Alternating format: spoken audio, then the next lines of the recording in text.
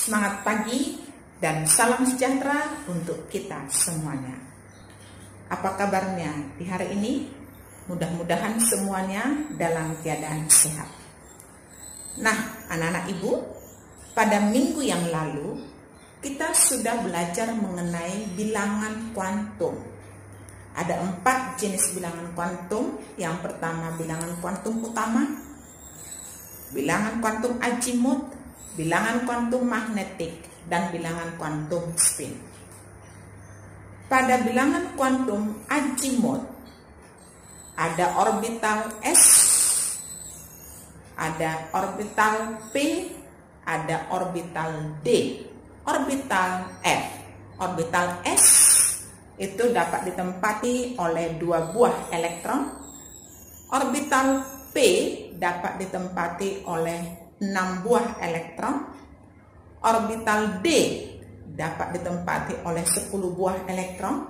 Dan orbital F dapat ditempati 14 buah elektron. Nah, itu akan kita pergunakan pada materi pelajaran berikut. Nah, materi kita kali ini tentang konfigurasi elektron.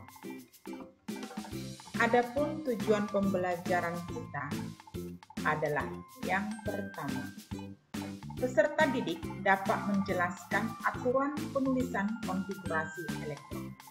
Yang kedua, kamu dapat menuliskan konfigurasi elektron suatu unsur dengan benar. Yang ketiga, dapat menjelaskan penyimpangan aturan penulisan konfigurasi elektron. Yang keempat, dapat menuliskan konfigurasi elektron unsur yang mengalami penyimpangan. Dan yang kelima adalah dapat menuliskan hubungan konfigurasi elektron dengan letak unsur dalam tabel periodik. Nah, bagaimana cara menuliskan konfigurasi elektron itu?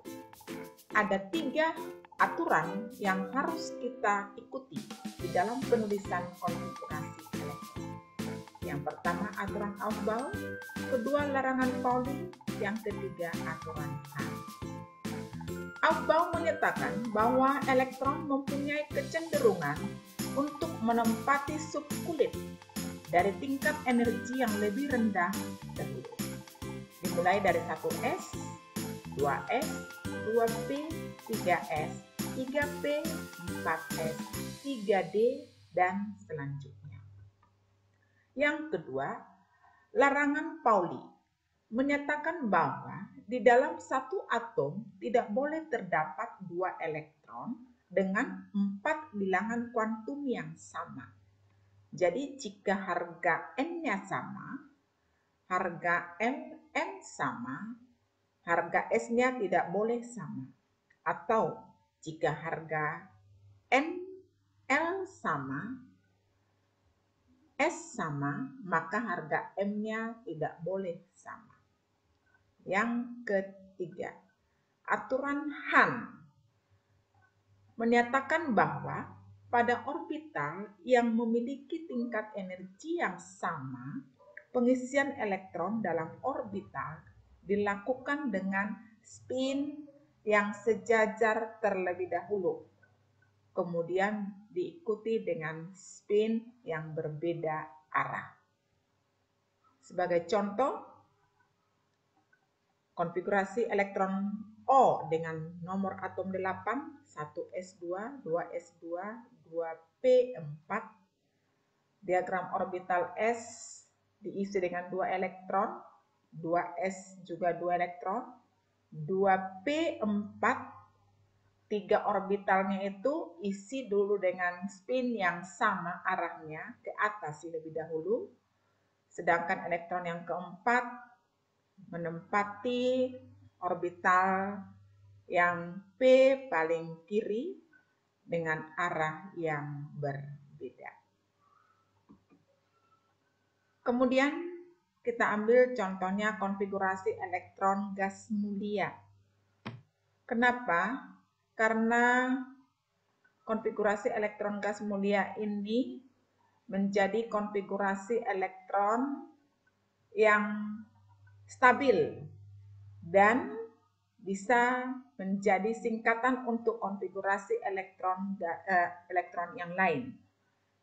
Misalnya kita ambil di sini gas mulianya adalah helium dengan nomor atom 2, itu konfigurasinya 1s2. Unsur neon dengan nomor atom 10, 1s2, 2s2, 2p6.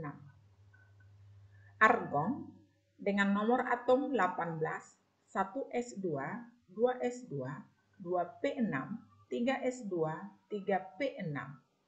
Ya, konfigurasi untuk gas mulia yang lain seperti krypton, xenon, dan radon bisa kamu lihat pada slide. Nah, bagaimana jika kita membuat konfigurasi elektron yang lain berdasarkan gas mulia ini? Kita ambil contohnya berilium dengan nomor atom 4. Konfigurasinya 1s2, 2s2. Kita singkat dengan menggunakan konfigurasi elektron gas mulia helium. Tadi helium 1s2. Jadi kita singkat helium 2s2. Klorin dengan nomor atom 17. Konfigurasinya 1s2, 2s2, 2p6, 3s2, 3p5. Kita gunakan konfigurasi elektron neon. Karena nomor atom neon itu 10, klorin 17. Jadi kita singkat menggunakan konfigurasi neon. Kemudian sisanya 3s2, 3p5. Nah, ada beberapa golongan di tabel periodik golongan peralihan, yaitu golongan 6B dan golongan 1B. Itu konfigurasinya menyimpang dari aturan umum. Golongan 6B, konfigurasi elektronnya Ns2, N-1D4. Contohnya di sini krom dengan nomor atom 24. Konfigurasi elektron gas mulianya argon 4s2, 3d4. Ini kurang stabil. Jadi yang lebih stabilnya adalah argon 4s1, 3d5. Hal yang sama juga berlaku untuk golongan 1b sebagai contoh kuprum. Tembaga dengan nomor atom 29. Konfigurasi elektronnya menggunakan konfigurasi elektron argon 4s2, 3d9. Namun konfigurasi ini kurang stabil. Maka konfigurasi elektron yang stabilnya adalah argon 4s1, 3d10. Terus bagaimana hubungan antara konfigurasi elektron dengan letak unsur di dalam sistem periodik unsur? Jika konfigurasi elektronnya berakhir di Ns1, berarti itu adalah golongan 1A. Periodenya yaitu kulit tertinggi, yaitu N. Kemudian Ns2 itu elektron di kulit terluarnya atau dikatakan dengan elektron valensinya 2, berarti golongannya adalah golongan 2A, periodenya periode N. Ns2 Np1 21, berarti golongannya adalah golongan 3A, kulitnya kulit ke N itu menjadi periode. Ns2 Np3 2 tambah 3 5, berarti berada di golongan 5A periode N. Sampai Ns2 Np6 2 tambah 6 8, berarti golongan 8A periodenya. Kulit tertingginya kulit N. Bagaimana jika konfigurasi elektronnya berakhir di D? Contohnya Ns2 N-1D1. Ini golongannya adalah jumlahkan elektron yang ada di NS2-nya, 2-nya ditambah dengan yang di D-nya 1. Jadi 2 tambah 1, 3. Karena berakhir di D, maka ini adalah golongan transisi atau golongan B. Periodenya adalah kulit tertinggi, yaitu periode Kn. NS2N kurang 1 D2, berarti 2 tambah 2, golongan 4B. NS2N kurang 1 D3, berarti 2 tambah 3, 5B. NS2N kurang 1 D4. Tadi konfigurasi elektronnya kurang stabil, distabilkan menjadi NS1N kurang 1 D5. Jumlahkan 1 tambah 5, 6, berarti 6B. NS2N kurang 1 D5, 2 tambah 5, 7, berarti 7B. NS2N kurang 1 D6, NS2N kurang 1 D7, NS2N kurang 1 D8. Ini ketiga-tiganya berada di golongan 8B. Karena golongan 8B itu ada 3 kolom. NS2N kurang 1 D9 distabilkan menjadi NS1N kurang 1 D10. Berarti elektron valensinya ada 11, ini 1B, dan NS2N kurang 1 D10, elektron valensinya 2 tambah 10, 12, berarti di golongan 2B. Ya. Kita ambil contohnya, misalnya untuk atom kalsium. Kalsium itu lambang unsurnya adalah Ca dengan nomor atom, berarti jumlah elektronnya adalah 20. Kita buat konfigurasi elektronnya. Tadi konfigurasi elektron untuk kalsium itu dimulai dari 1s2, kemudian 2s2, jumlahkan semua elektronnya yang kita letakkan di atas itu, 2p6 masih 10, 3s2, 3p6, 4s2. Ya. Jadi ini golongannya tadi adalah NS, NS2, berarti ini adalah golongan 2A. Karena berakhir di S, berarti dia dari golongan utama atau golongan A. Sedangkan periodenya adalah kulit paling tinggi. NS paling tingginya adalah 4, berarti ini adalah periode 4. Oke. Kemudian kita ambil contoh yang kedua, misalnya belerang dengan nomor atom 16. Kita mulai konfigurasi elektronnya. 1s2, 2s2, 2p6 masih 10, 2 tambah 2 tambah 6, 10, 3s2 masih 12, 3p4. Berarti ini kita ambil dia NS, NP. Ini 3S, 3P. Jadi golongannya adalah 2 ditambah 4, golongan 6A. Periodenya adalah periode kulit paling tinggi, yaitu periode ketiga. Kemudian kita ambil contoh yang lain, misalnya tadi adalah CO dengan nomor atom 29.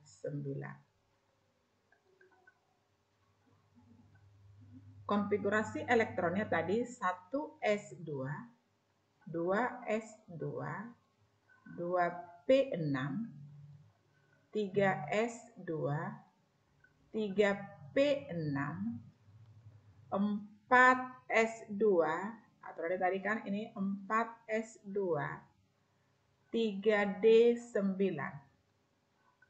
Namun ini tadi kurang stabil. Jadi kita stabilkan menjadi 4S1, 3D10. Ya. Kemudian berarti golongannya adalah, karena ini tadi berakhir di NS, 4S1, N kurang 1D, berarti kita ambil yang 4S dan 3D. Jumlahkan atasnya ini tadi 11, berarti ini adalah golongan 1B. Kemudian periodenya adalah, periode itu kulit yang paling tinggi, yaitu periode keempat.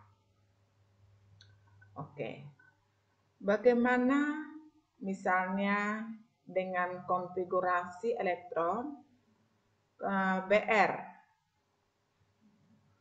35. Kita buat konfigurasinya 1S2, 2S2, 2P6, 3S2, 3P6, 4S2, 3D10, 4P, kita jumlah dulu semuanya, 2 tambah 2 tambah 6, 10, 12, 18, 20, 30, berarti 5 lagi, 3P5. Golongannya adalah, kita lihat ini masuk ke golongan NS2, kemudian ini 3D10, 4P5, kita ambil yang ini 4P5, berarti ini NP5, karena tidak ada aturan untuk NS, N kurang 1D, NP tidak ada.